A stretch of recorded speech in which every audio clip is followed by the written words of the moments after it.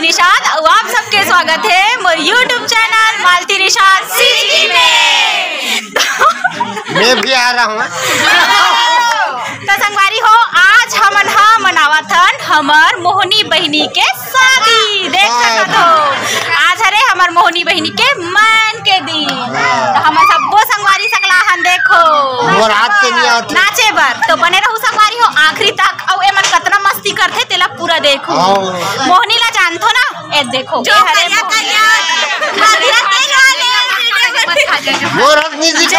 मन अक्ति बिहाव में देखे हो, जब्बर अक्ति बिहाव में। तो अगर नहीं देखे हो तो कर लिंक आप मन ला डिस्क्रिप्शन में दे दूं संगवारी हो, तो देखो हमन हा खाथन नाश्ता। देखो हमर मोहनी बहनी घर के लइका मन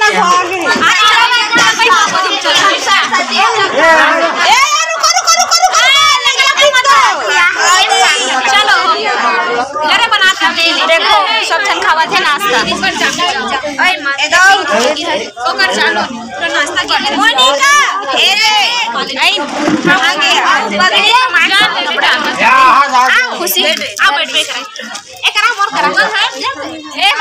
संगवारी हो देखो हमार मोहनी दीदी के ढेर हा अवे हरे ढेरीन दाई जय जोहार कर दो। जय जोहार। ए देखो ये हरे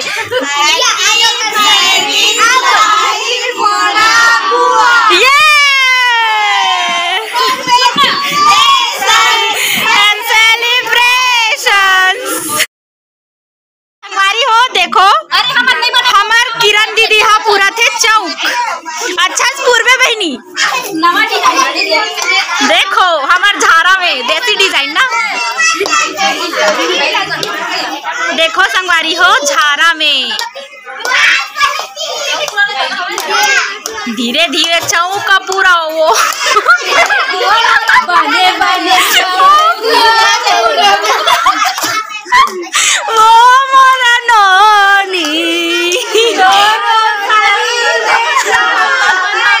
देख सकत हो ए हरे हमार दुल्हन दीदी के बहनी जय जोहार तोरे राज है।